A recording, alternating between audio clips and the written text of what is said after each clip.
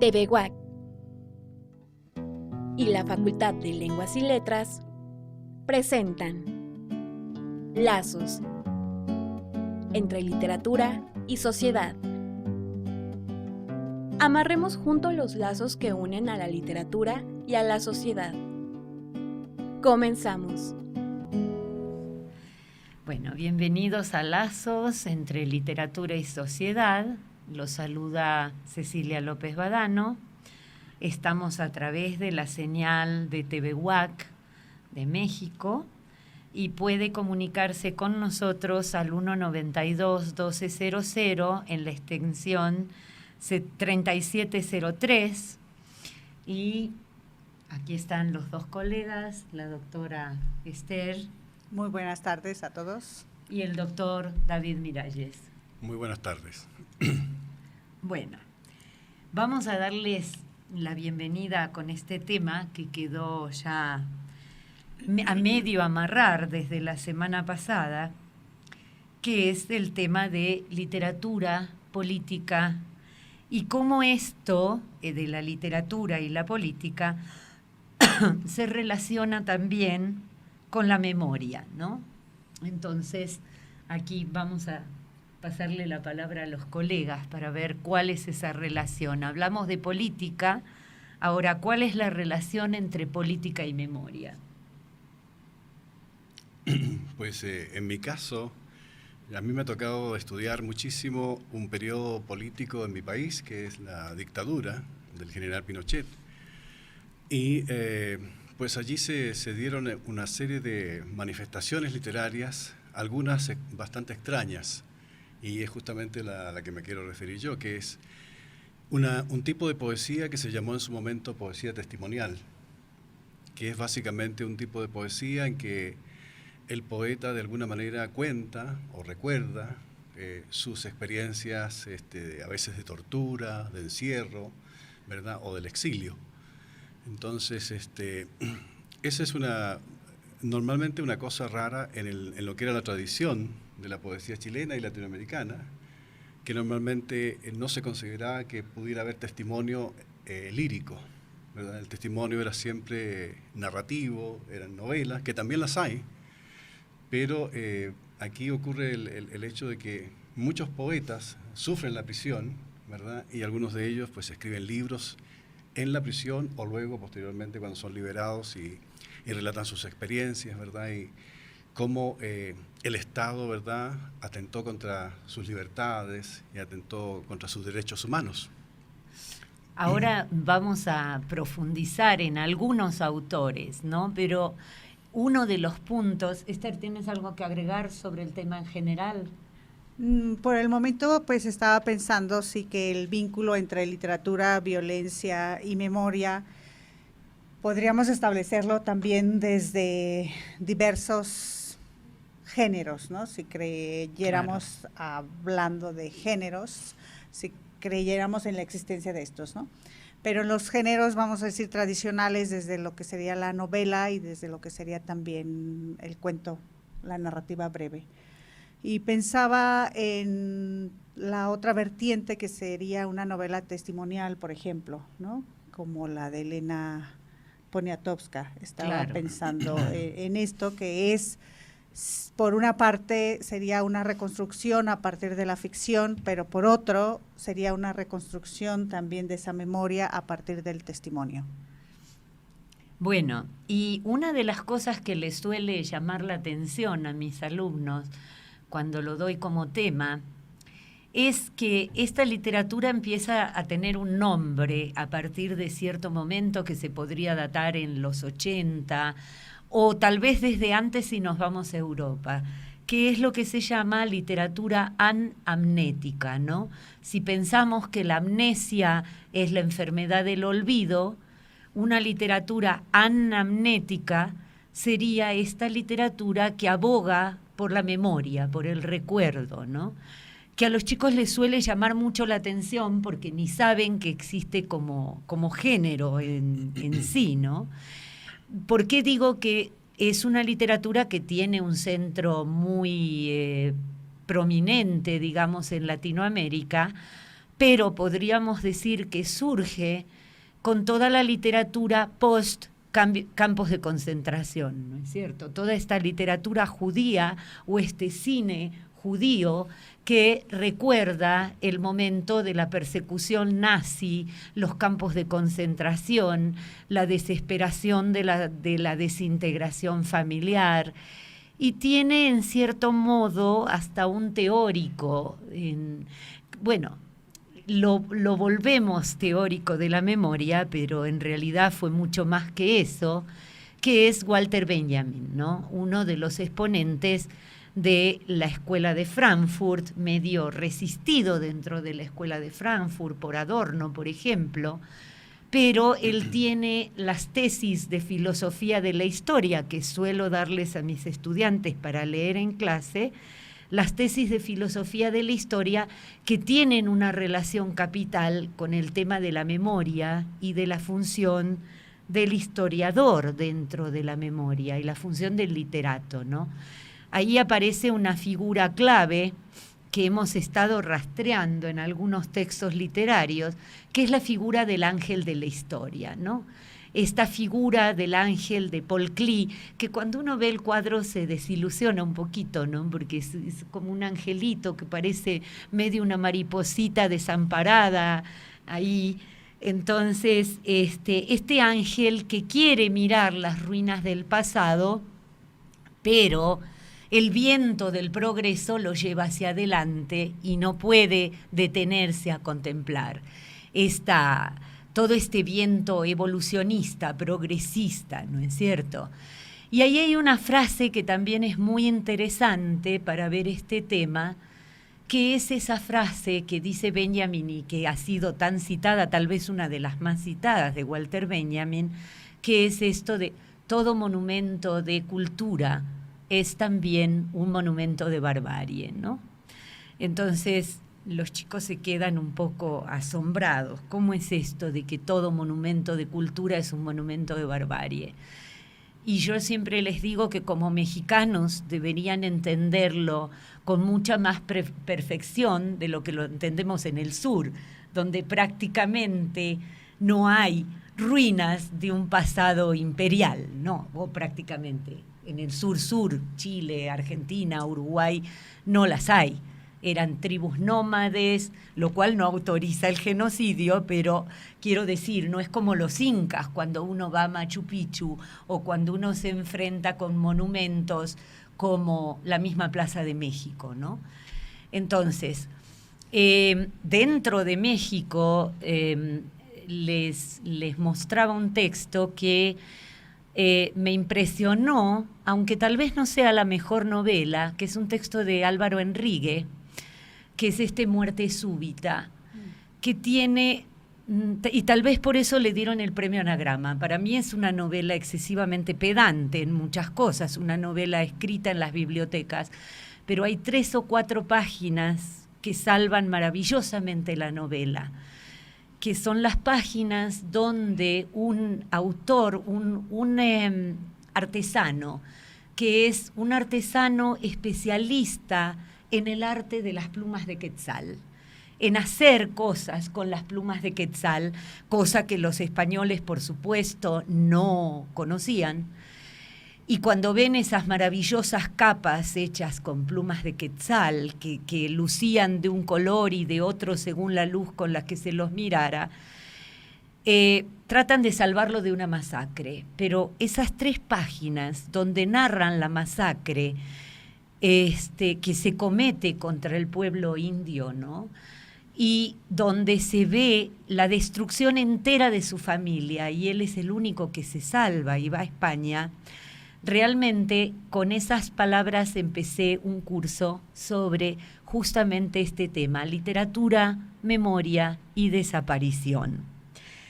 Entonces, creo que es un buen punto, porque acá ese curso surgió de un pedido de los estudiantes. Yo pensaba dar un curso sobre temáticas de la literatura contemporánea, y los chicos que estaban resolviendo su duelo de Ayotzinapa, como podían, me dijeron: doctora, ¿por qué no lo hace todo de literatura y desaparición? ¿se lo van a aguantar? Dije, bueno, en muchas clases terminaron llorando, en muchas clases pudieron hacer su duelo, y empezamos con esas 3 o 4 páginas de Muerte súbita de Álvaro Enrique, que son las que le valen el premio Herralde, ¿no? ¿Quieren agregar algo sobre este tema? Bueno, habría muchísimo que agregar, solo que yo siempre lo llevo al terreno un poco de la poesía, que es más bien mi especialidad. Y una de las cosas que yo creo que hay que remarcar es que en la evolución de la poesía, ¿verdad? La poesía es como un arte literario que se ha ido distanciando un poco de lo que es pues el gusto popular. No es precisamente Claro. un gusto, digamos, algo que se lea mucho, ¿verdad? Y entonces hay toda una evolución de la poesía en Latinoamérica que viene desde Darío y que pasa por el simbolismo, que va oscureciendo un poco el lenguaje literario y haciendo que la poesía quede encapsulada como una cosa de élite, ¿verdad? Entonces, y lo que ocurre en Chile, gracias al surgimiento de un poeta que es como un revolucionario en este sentido, que es Nicanor Parra, que instaura el lenguaje coloquial, el lenguaje cotidiano, ¿verdad? Se da un desarrollo de una parte de la poesía en Latinoamérica, no solamente en Chile, que es un tipo de poesía coloquial, ¿verdad? Que, claro, ha sido resistida, ¿verdad?, por la poesía que viene del simbolismo, que es un poco más hermética, ¿verdad? Y eso también ocurre durante la dictadura. Entonces se despreciaba mucho la poesía que se llamaba panfletaria, una poesía que aparentemente no tenía ninguna calidad literaria y que servía nada más como para enfrentar la situación, ¿verdad?, panfletariamente. Yo, particularmente, que he estudiado la poesía testimonial chilena sobre todo, ¿verdad?, no estoy de acuerdo con eso.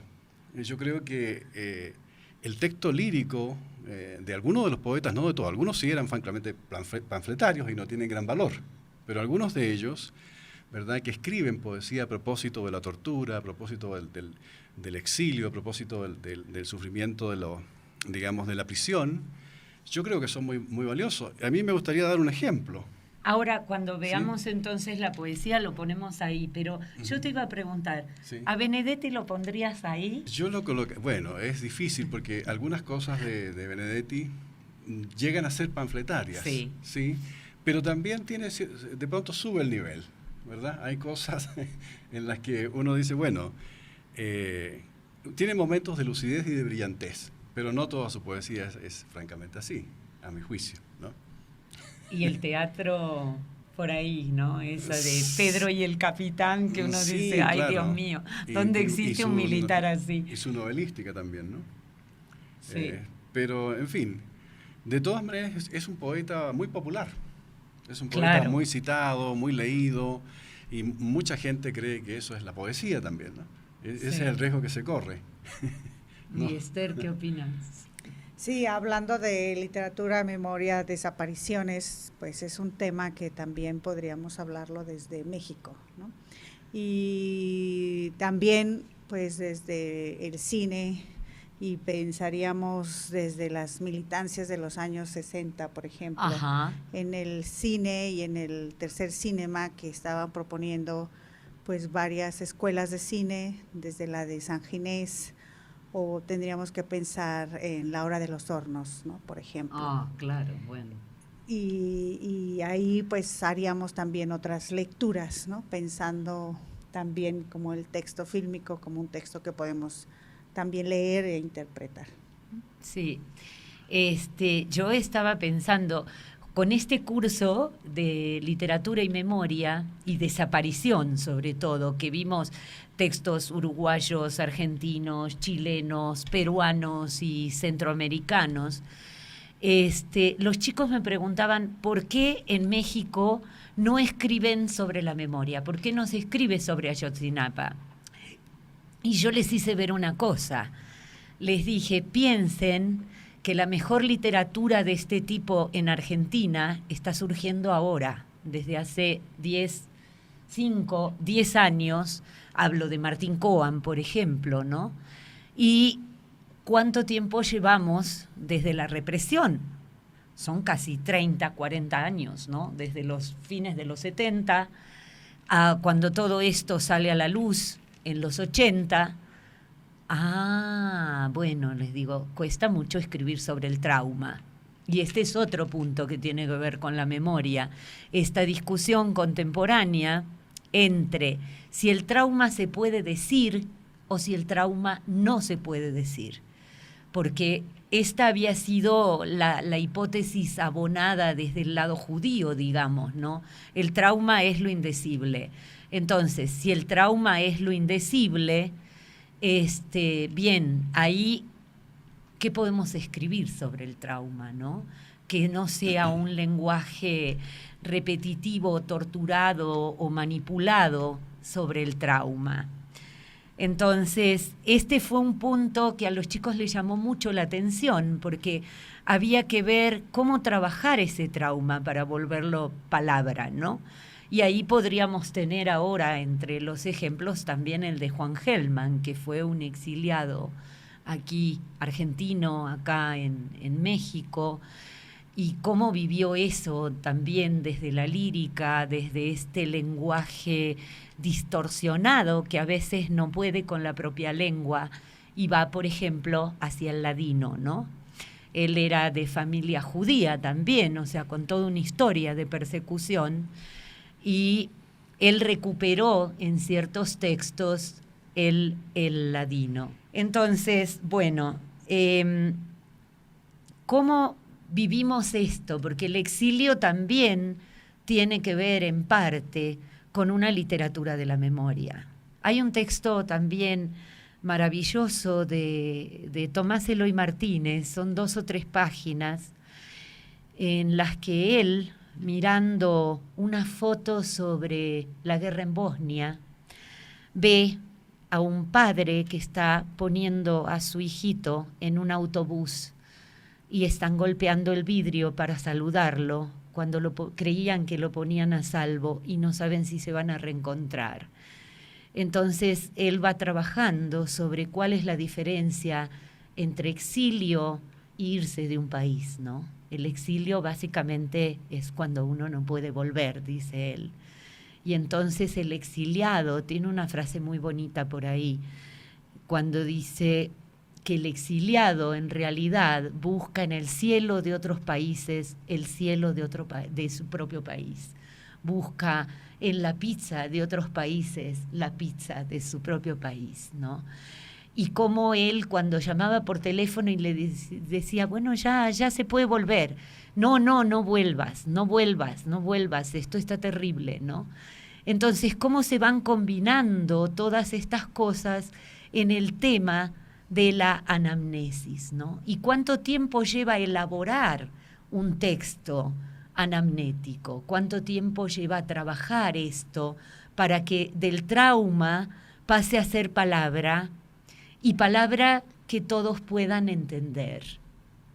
Entonces, este es uno de los puntos también como para trabajar dentro de lo que es literatura y memoria, literatura y exilio, literatura y tortura, ¿no?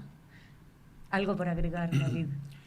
No, bueno, con respecto a esto de lo difícil que es hablar digamos, desde el trauma, o sea, sí, el escritor que ha sufrido el trauma, ya sea directamente o por su familia o por la visión que tiene del país, ¿verdad?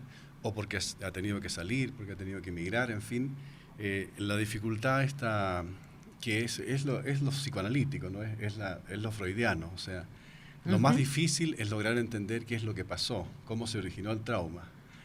Y la forma en que el trauma se manifiesta es con distorsiones.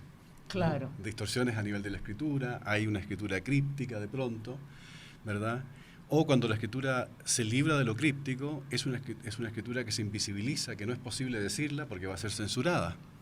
Y entonces muchas veces esa literatura, esos libros surgen en el exterior, por ejemplo, en el caso de las dictaduras. Sí. ¿No? Entonces, hay y Argentina hay un tiene gran toda una silencio. historia de Claro, eso, ¿no? Sí, Desde sí. Echeverría en adelante, Echeverría, Mármol, Sarmiento, todos escribiendo desde el exilio la primer literatura fuerte de Claro, porque Argentina. digamos, invisibiliza, ¿verdad?, como Claro. también con la fuerza de aquí podríamos pensar en un superego que es el Estado, ¿no? Que está reprimiendo, ¿verdad? Que se diga algo sobre lo que pasó. Sí, y bueno, como para cerrar el bloque, quería agregar que yo lo nombré a Walter Benjamin y bueno, capaz que muchos ni saben quién es Walter Benjamin, a pesar de que dije la Escuela de Frankfurt, pero Benjamin era un pensador judío y Benjamin logra salvarse de la persecución de los nazis y pasa a España.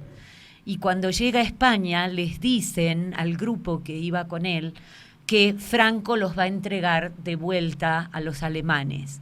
Esto pasa en Portbou. Portbou es un pueblito chiquitito con una catedral gótica muy bonita, un pueblito de 5 o 6 cuadras hasta el mar, y aunque nunca había sido un depresivo aparentemente, aunque nunca había tenido pensamientos suicidas, Benjamin a los 40, 42 años se suicida en Portbou, o sea que también sabía de eso y deja su obra, queda ahí un portafolio que va pasando de país en país, llega a Estados Unidos y después se traduce como el libro de los pasajes. Bueno, vamos al corte y seguimos hablando del tema. Lazos entre la literatura y la sociedad. Una producción de TV WAC y la Facultad de Lenguas y Letras. Continuamos. Bueno, hablando de este tema de literatura y memoria, supongo que tendrán curiosidad ahora por saber cuáles son estos ejemplos de literatura y memoria. Y vamos a pasar primero a la parte de la lírica con los ejemplos en la lírica latinoamericana que ya anticipamos. David. Sí, bueno, como lo decía hace un momento, ¿no? Lo que ocurre en el caso de la dictadura chilena, ¿verdad? Y con respecto a la literatura y la opresión que hace la dictadura, que la prohibición de la circulación de no solamente de diarios, sino de cualquier cosa impresa, ¿no? Hay una vertiente que se produce en Chile, que es una poesía bastante críptica, que se llamó neovanguardismo, y que fue acusada en su momento de que era una poesía timorata, que tenía miedo, ¿verdad? Y por esa razón escribían en forma tan oscura, ¿verdad? Sin embargo, los neovanguardistas se pensaban que ellos eran los más revolucionarios y que mejor luchaban contra la dictadura porque lo que estaban haciendo era distorsionar el lenguaje, digamos, en que se volverlo ininteligible, el lenguaje, digamos, de la propia dictadura. Porque esa poesía usa muchos símbolos nacionalistas y todo. Me refiero, por ejemplo, al caso de Zurita. Pero yo el ejemplo que quería leer es de un poema de un libro que terminó siendo publicado acá en México, de un libro que se llama Cartas de prisionero, de un poeta de la generación de 1960, que se llama Floridor Pérez. Ajá. No es muy conocido porque los que ganaron la batalla finalmente fueron los de la poesía críptica. Se hicieron los más famosos, y no es extraño porque Chile no ha cambiado realmente mucho desde la dictadura. O sea, hay libertad... Argentina con Macri tampoco. Claro, hay libertad económica y todo eso, pero la Constitución que tenemos nosotros es la Constitución de 1980, y la ideología que se fue entronizando es una ideología que es de neoliberal, ¿no? Básicamente es neoliberal. Entonces la poesía que ha tenido éxito, o la literatura que ha tenido éxito, es una literatura más bien elitista, ¿verdad? Como un objeto de mercado. Pero entonces yo quiero leer un poema que aparece en ese libro, que, repito, lo publicó el Fondo de Cultura Económica acá en México, creo que fue el año 86, Cartas de prisionero. Hay un poemita que traje aquí que se llama La partida inconclusa, ¿verdad? De Floridor Pérez. Lo voy a leer. Isla Quiriquina, octubre de 1973. Blancas, Danilo González, alcalde de Lota. Negras, Floridor Pérez, profesor rural de Mortandad. Primera, peón 4 rey. Peón 3, alfil dama. 2, peón 4 dama. Peón 4 dama. 3, caballo, dama 3, alfil. Peón por peón. Cuarta, caballo por peón. Alfil por alfil. Quinta, caballo 3C. Alfil 3C. sexta, caballo 3A, caballo 2D, séptima. Mientras reflexionaba su séptima jugada, un cabo gritó su nombre desde la guardia. «Voy», dijo, pasándome el pequeño ajedrez magnético. Como no regresara en un plazo prudente, anoté en broma, «abandona». Solo cuando el diario El Sur, la semana siguiente, publicó en grandes letras la noticia de su fusilamiento en el Estadio Regional de Concepción, comprendí toda la magnitud de su abandono.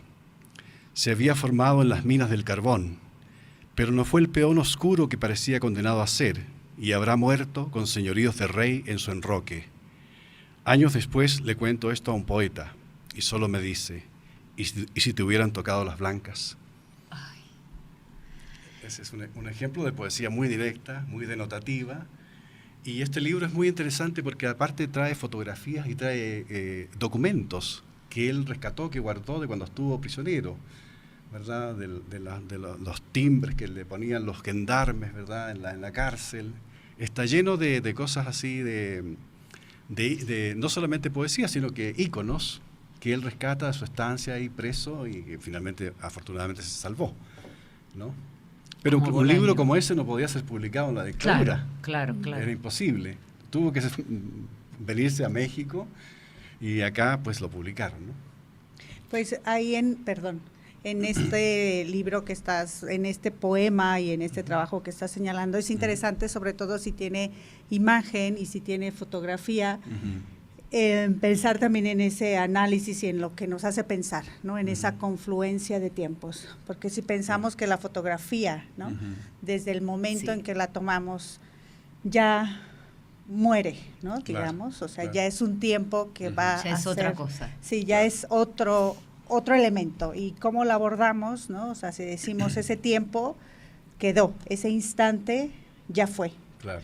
Y después, cómo es que el escritor o la escritora o el artista se va a apropiar o va a retomar, Claro.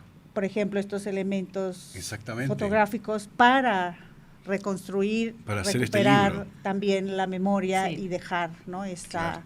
Y es esa evidente que voz. aquí el momento de la escritura es un momento posterior. Estas cosas, Exactamente. aunque él incluye algunas cartas que él escribió a su novia en ese libro, ¿verdad? Y las reproduce, pero gran parte del libro es memoria. Lo escribe después que ha salido de la prisión y recopila estas cosas que guardó, ¿verdad? Y va armando este texto icónico y literario, ¿no? Yo lo que te quería decir, para que nuestro público vea también que se puede abordar ciertas cosas desde el humor, a pesar de que sean terribles, es que pedirte que cuentes lo que contaste el otro día del libro ese que apareció en la dictadura sobre inteligencia militar. Bueno, claro, sí, es que como la dictadura en realidad había una presión, había una censura tan grande que, por ejemplo, los diarios, digamos que aparecían todos los días, tenían que ser censurados, o sea, tenían que pasar por un comité censor la noche anterior. Y habían veces en que los diarios aparecían todos en blanco, ¿no? Y las revistas también, aparecían solamente la propaganda a los laditos, ¿verdad? La propaganda, digamos, con la que se financiaban, pero a veces los artículos no aparecían y aparecía un gran timbre que decía censurado, ¿verdad? O sea, no se publicaba nada, absolutamente nada en el país que, digamos, en imprenta, que fuera, digamos, que no pasara por las manos de los censores, ¿no? Pero circuló una vez un librito muy bonito, bien empastado, ¿verdad? Tapas duras, de color azul, con incluso tenía un separador, una cosita así, Sí. ¿verdad? Que traen los libros bien hechos, ¿verdad? Como de seda, ¿no? Una tirita de seda para separarlo. Y el libro tenía impreso en el lomo y en la portada tenía impreso con letras doradas, Inteligencia Militar. Y la gente compraba ese libro y se lo regalaba a otros, ¿no? Todo eso se hacía evidentemente en forma clandestina. Entonces, cuando a uno le regalaban ese librito, una vez me lo regalaron a mí, ¿verdad? Y Inteligencia Militar. Yo pensé que me estaban tomando el pelo porque yo había hecho el servicio militar, ¿no? Entonces lo abro y resulta que lo que encuentro es que es como una libreta, está todo en blanco. Son puras páginas en blanco. Esa era la inteligencia militar. Claro. Y otra cosa que me gustaría que comentes, porque es una figura que no se utilizó en Argentina y creo que en México tampoco, en la dicta blanda. Nosotros no podemos hablar de política mexicana, somos extranjeros, pero es esta figura de los desplazados, ¿cómo se llamaba? No es los desplazados. Sí, el incilio, ¿no? Incilio, claro. Incilio, exilio, incilio. En Chile hubo mucho incilio, porque Chile es un país muy largo y tiene zonas que son prácticamente inexploradas. Además, Chile es un país que tiene muy pocos habitantes. Actualmente somos 16 o 17 millones apenas. Y vos estás acá, así que... Y claro, hay uno menos. Sí. Pero sobre todo en el sur de Chile hay una cantidad enorme de islas. El continente americano se fragmenta en la Patagonia chilena. Hay islas que nadie sabe cuántas son ni cómo se llaman, ¿verdad? Y entonces nos estaban peleando por un islote. Claro. Bueno, entonces el gobierno lo que hacía a veces, algunas personas que las acusaban de ser revoltosos, qué sé yo, o sospechaban de ellos, las mandaban a una cosa que se llamaba relegación. Los relegaban. Los relegados. Hay una película con sí, Patricio Contreras, claro, sobre los relegados. Y los mandaban a estas islas, ¿verdad? Que era como mandarlos a otro mundo, porque era el sur, lluvioso, helado, selvático, con gente muy extraña, muchos de ellos indígenas en realidad. Entonces llegaban a otra cultura. Con otra lengua tal vez. Sí, claro. Era su propio país, pero gente, por ejemplo, que era de Santiago, que era de las ciudades más grandes, que eran gente acostumbrada al asfalto, a la comodidad de vivir en una ciudad moderna, tenían que vivir ahí y llegaban ahí absolutamente sin nada, sin absolutamente nada. Dependían de la caridad de los lugareños, o muchas veces del cura de la iglesia que los acogía y les daba un lugar donde dormir. Claro, que es lo que se hizo también, ahora lo pienso así, con una figura como Bastín. Cuando ¿Sí? lo mandan ahí al medio de una Rusia que desconocía. Sí, a Siberia no fue porque justamente intercedieron por él pidiendo, como era un hombre enfermo, que si lo mandaban a Siberia se iba a morir. Entonces lo mandan a Saransk se llama el lugar. Claro. Y cuando Bastín llega y ve que en las calles había sogas y había argollas que sostenían esas sogas, ¿no? Eso lo cuenta uno de los que fue su discípulo, ¿no? O bueno, lo leyó mucho, Emil Bolek, y dice que él pregunta ¿para qué son esas sogas? Y es que era un lugar tan ventoso y la gente tenía tantos problemas de alimentación que el viento se lo llevaba. Entonces estaban las sogas en la calle para que pudieran agarrarse sin que el viento se lo llevara. Y ahí él pudo escribir hasta que algunos alumnos en los 70 encuentran textos de Bakhtin en la biblioteca, no sé si de Leningrado, de Moscú. Dice, pero este hombre es un genio, ¿dónde está? Dice, ese lo mandamos a Saransk. Y ahí, gracias a sus alumnos, él puede volver a Moscú.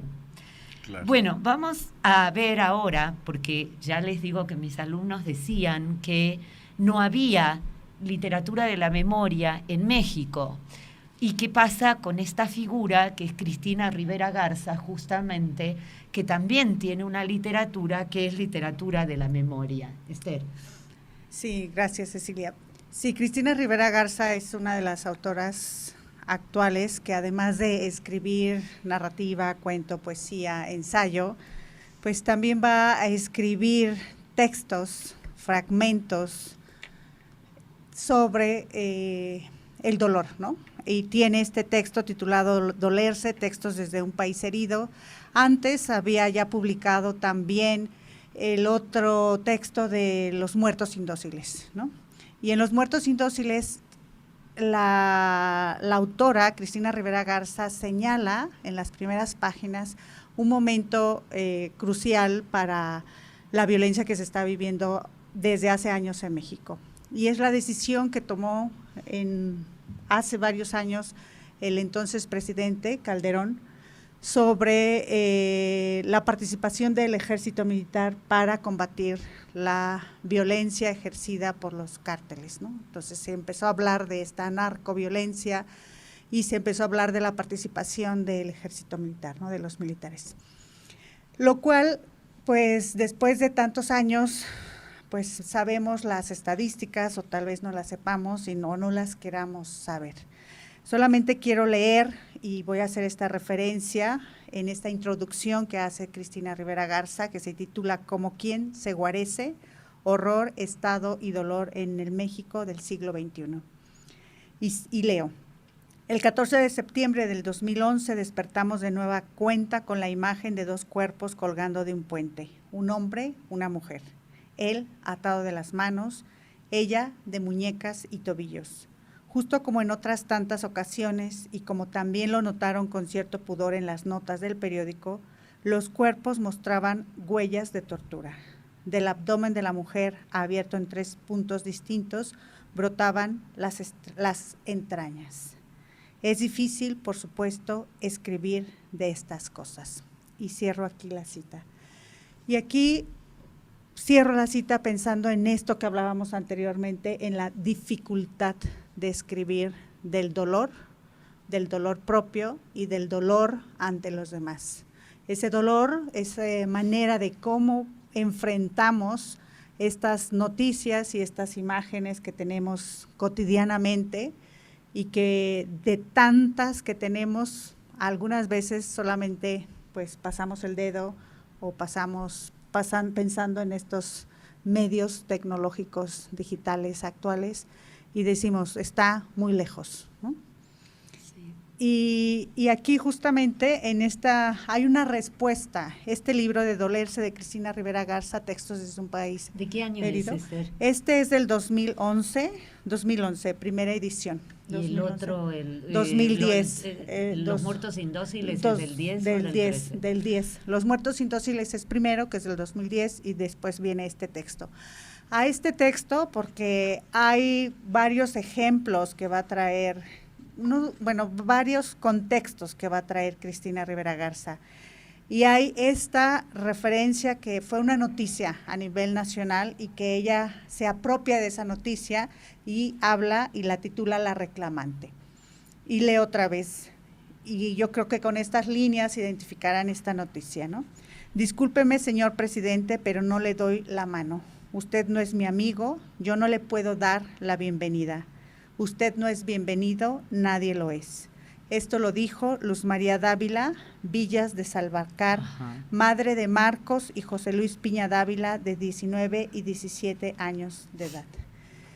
Y en este texto hay una serie de testimonios que Cristina Rivera Garza va a ir reapropiándose de ellos, reescribiendo para hablar justamente de estas desapariciones y de estas muertes ante las cuales no hay ninguna respuesta. Bueno, yo quería agregar, porque ya ven que sobre memoria se ha escrito bastante, y tanto en Chile como en Argentina tenemos una larga tradición de esto con la dictadura, pero hay un punto muy importante que es toda la literatura centroamericana, que habitualmente no se conoce mucho. La vez pasada en un congreso una profesora preguntó, ¿cuántos de ustedes han leído más de un texto de literatura centroamericana? Bueno, yo como trabajo con literatura latinoamericana había leído 2. Y uno de estos autores que tiene una escritura totalmente nueva sobre la memoria es Castellanos Moya, en un libro, Horacio Castellanos Moya, en un libro como Insensatez, que es un libro sobre la masacre en Guatemala, estupendamente bien narrado. Y tenemos un documental de 3 minutos más o menos de Castellanos Moya hablando de su libro Insensatez. ¿Podemos ir a eso?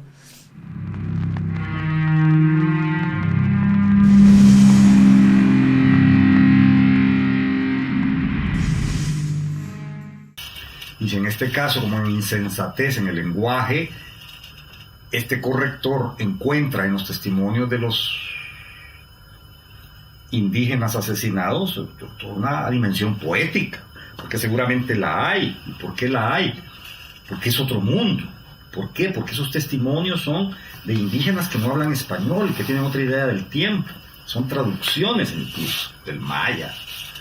Bueno, el maya es una generalización.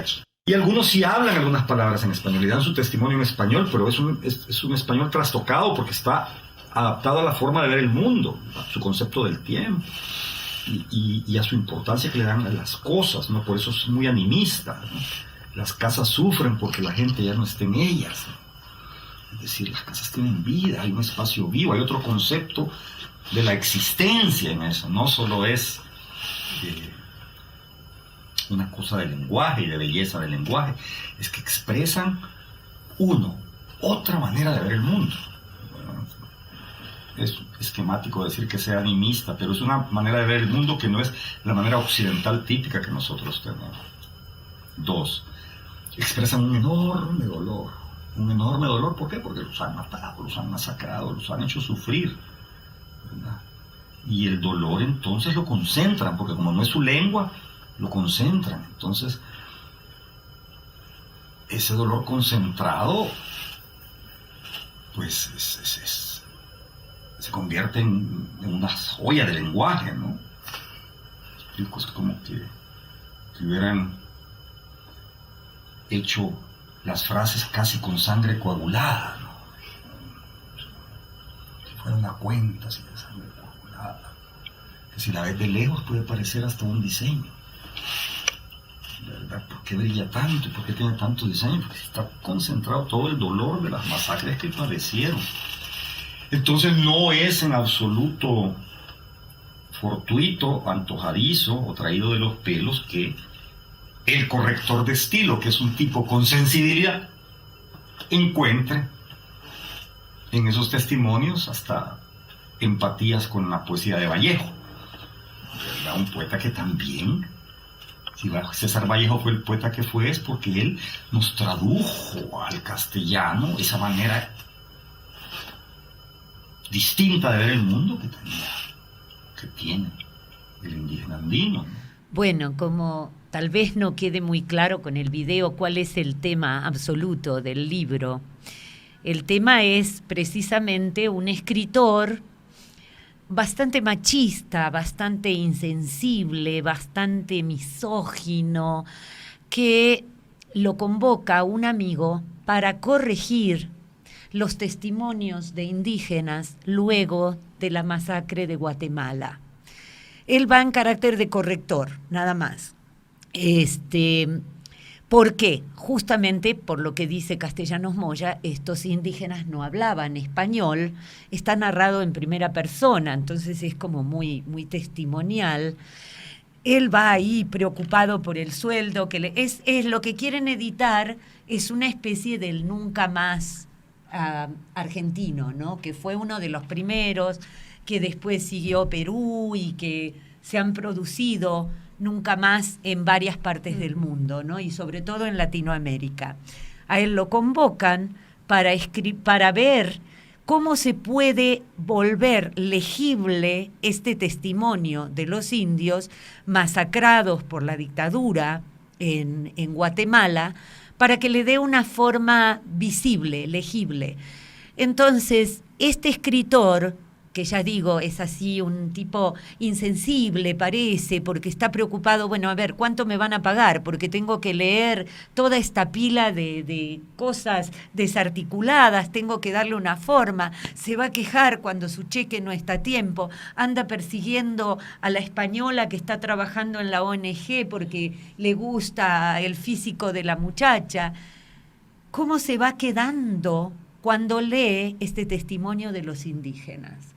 Pero este testimonio de los indígenas, como buena literatura de la memoria, fragmentaria, de lo indecible, nunca aparece entero. Entonces él, en una pequeña libretita que lleva para su trabajo, va anotando las frases de los indios que le resultan poéticas. Eso es nada más que el único fragmento que tenemos de los testimonios. Y sirven para helar la sangre, ¿no? Él termina con este trabajo y termina absolutamente conflictuado. Es más, se va del país y después se entera cómo termina el sacerdote que había solicitado esos testimonios.